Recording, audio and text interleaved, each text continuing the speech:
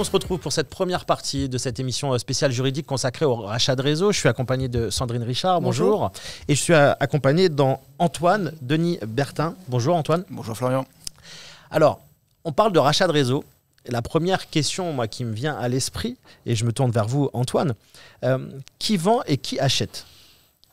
Alors effectivement, s'agissant des cédants, on a deux profils. Le premier auquel on pense tout de suite, c'est celui du fondateur d'un réseau, ou d'une fondatrice bien évidemment, qui a eu une idée à un moment donné, qui voit qu'il arrive un peu soit au bout de l'histoire en termes financiers parce qu'il n'arrive pas à plus se développer, soit qui se rend compte qu'il veut transmettre son entreprise compte tenu de son âge et il n'est pas sûr d'avoir au sein de ses équipes des gens qui ont la capacité, notamment financière, c'est un point très important, de reprendre son groupe. Là-dessus, cette transmission, elle nécessite des moyens. Le dirigeant d'une entreprise, c'est un peu son bébé que son entreprise. Pendant un certain nombre d'années, il s'y investit corps et biens. Sa famille, parfois même, en a pâti. C'est son dernier bébé et il se dit, je veux le transmettre dans les meilleures conditions, mais je veux le transmettre aussi avec de l'argent pour moi et pour ma famille. On n'a pas nécessairement des managers qui vous accompagnent et qui ont les moyens de racheter l'entreprise. Dès lors, le fondateur doit trouver une solution. Cette solution, généralement, elle passe soit par vendre à un autre réseau, qui était jusqu'à présent un concurrent sur une partie du marché, ou un concurrent direct, dont on va se rapprocher en disant, voilà, on s'adosse à vous, la société, on ne peut pas faire beaucoup plus, et ce serait bien qu'un groupe plus important se développe. Et là-dessus, on parlera après du projet quand il y a un rachat de réseau. Ça, c'est une étape. Autre chose, c'est de se dire, on a des managers qui toujours ont cette difficulté à racheter au prix que veut vendre le fondateur, et ils vont trouver des partenaires financiers qui vont les accompagner. Et là, c'est la deuxième catégorie en fait, de cédants, sur lequel Sandrine reviendra aussi, parce que ça peut être après, non plus des cédants, mais des acquéreurs, qui sont des fonds, des investisseurs financiers. Et là, on va un peu vous expliquer ce que sont des fonds. Un fonds d'investissement, alors quand on dit fonds d'investissement, parfois on a un peu peur. On pense à des fonds de pension américains dans lesquels les retraités américains vont mettre des sous et demander un rendement très important, annuel, etc. Alors, tout de suite, il faut changer de sujet. Les fonds sont des gens qui accompagnent à des périodes qui sont des périodes plus courtes et qui vont permettre à l'entreprise de se développer. Typiquement, un fonds vient investir pendant des périodes qui sont généralement entre 5 et 7 ans, vont permettre à la société de se développer pendant un certain temps. Alors soyons clairs, s'agissant des rachats de réseau, on est sur des rachats qui sont généralement majoritaire, c'est-à-dire grandement majoritaire, on veut racheter 100%. Pourquoi est-ce qu'on veut racheter 100%? C'est parce qu'on se dit on veut vraiment l'adapter comme on souhaite ce réseau. Éventuellement, on peut y associer aussi les managers. Je vais revenir sur les managers, mais s'agissant des fonds, il faut savoir qu'ils ont une temporalité qui n'est pas exactement la même qu'un fondateur qui, lui, va faire toute sa vie, ou un réseau qui va, pendant une certaine durée, avoir une nouvelle enseigne. Ce sont des gens qui vont investir pendant des périodes qui sont plus courtes. Pourquoi?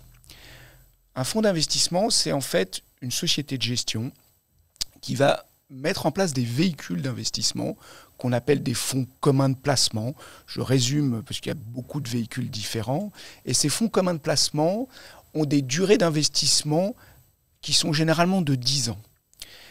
Ces fonds communs de placement sont à destination de souscripteurs qui peuvent être des personnes morales, des personnes physiques. Un certain nombre d'entre vous, parfois, leur banque leur propose d'investir dans des véhicules qu'on appelle de private equity ou de dette privée. Mais ce sont aussi des gros acteurs comme les compagnies d'assurance, comme les caisses de retraite aussi, qui vont investir dans ce type de véhicule. Chaque véhicule a un règlement qui est déposé auprès de l'autorité des marchés financiers, l'AMF, et dans ce règlement est prévue une durée d'investissement et aussi une obligation pour la société de gestion qui gère le fonds commun de placement, le fonds, de restituer les sommes qui ont été investies.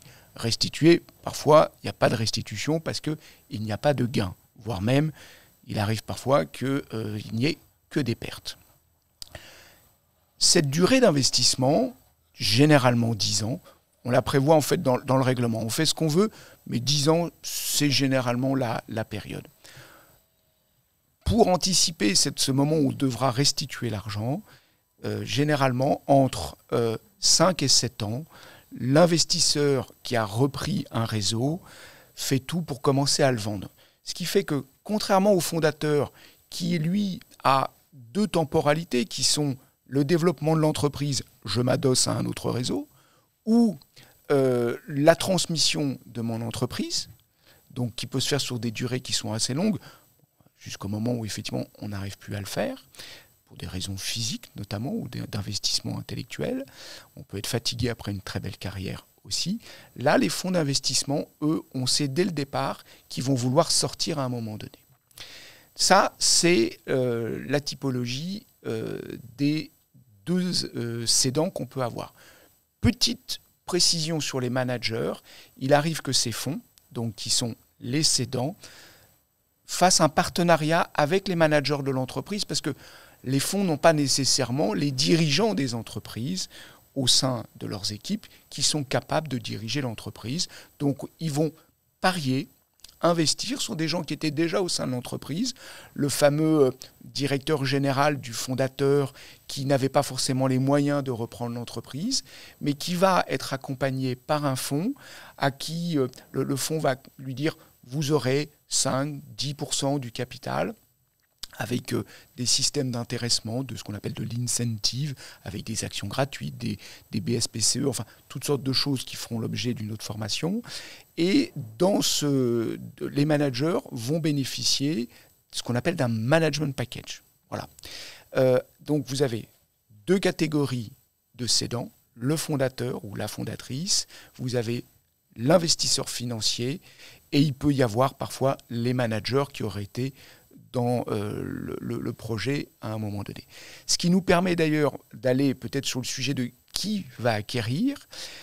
Les cédants décident de céder, ils identifient un certain nombre de cessionnaires dont Sandrine va vous parler maintenant, et avant d'engager des discussions avec ces cessionnaires, ces acquéreurs, doit être mis en place, et c'est extrêmement important, un accord de confidentialité qu'on appelle aussi un NDA, un Non-Disclosure Agreement, qui va prévoir notamment que tout le partage des informations confidentielles liées à l'entreprise, liées au réseau, ne pourront pas être utilisées par le potentiel acquéreur. Les potentiels acquéreurs, maintenant Sandrine va vous en parler. Merci Antoine, merci Florian. Donc effectivement, dans les différents profils de cessionnaires qu'on peut rencontrer dans le cadre du rachat de réseau, on a les fonds d'investissement, Antoine en a parlé au travers des hypothèses de cession, puisqu'on va retrouver les fonds d'investissement à la fois du côté des cédants, mais aussi du côté des cessionnaires, avec les problématiques particulières liées aux fonds d'investissement qu'Antoine a évoquées. Ensuite, parmi les cessionnaires habituels qu'on a pu rencontrer, nous, dans les opérations auxquelles on a participé, on a souvent des concurrents, c'est-à-dire un cessionnaire qui est concurrent de la cible qui est envisagée à la cession. Ce qui nécessite encore plus d'être attentif au NDA dont Antoine a parlé, puisqu'on est dans une activité de concurrence. Donc il faut bien sûr se protéger des informations qui vont être communiquées dans le cadre de cette opération de cession. Et on a aussi des cessionnaires qui ne sont pas concurrents sur le marché, mais qui sont concurrents sur un marché connexe et qui envisagent la cession comme une manière d'élargir leurs activités à des activités qu'ils ne pratiquaient pas, mais qui ont du sens par rapport à l'activité qu'ils exercent déjà. Ce qui me vient à évoquer avec vous aujourd'hui, la question des objectifs poursuivis par les cessionnaires. C'est un point qui est déterminant et qui va être très important dans l'approche que le cabinet d'avocats et tous les experts qui vont intervenir dans la réflexion à une opération de rachat vont avoir. Puisque selon les objectifs du cessionnaire, on ne va pas avoir les mêmes prérequis. Lorsque l'on est sur une reprise d'activité avec la vocation de poursuivre cette activité après la réalisation du rachat, on va être sur la volonté de vérifier que l'existant est pérenne, qu'il n'y a pas de problématique fondamentale, ou du moins qu'elles ne pourront pas aisément se résoudre. Et donc on va être dans la continuité de quelque chose, on va vouloir faire perdurer quelque chose. En revanche, on peut être dans des hypothèses où finalement le cessionnaire est là pour mailler un territoire, pour aller sur des zones qu'il ne connaît pas, sur des formats de points de vente qu'il ne connaît pas, mais dans la perspective à long terme de tout regrouper sous l'enseigne qu'il exploitait déjà. Et donc là, on va avoir des problématiques qui sont différentes et des prérequis différents, puisque si on a un concurrent qui se développe déjà sous son enseigne avec des indépendants, il aura potentiellement déjà consenti des zones d'exclusivité territoriale à ses partenaires de son réseau. Et donc, l'approche d'un rachat d'une autre enseigne avec la volonté à long terme de leur proposer une conversion nécessitera de vérifier au préalable la faisabilité d'une conversion d'enseigne dans ces zones, puisqu'il ne faudrait pas qu'on vienne en contrariété avec les exclusivités territoriales qui auraient été consenties aux partenaires de l'enseigne du cessionnaire.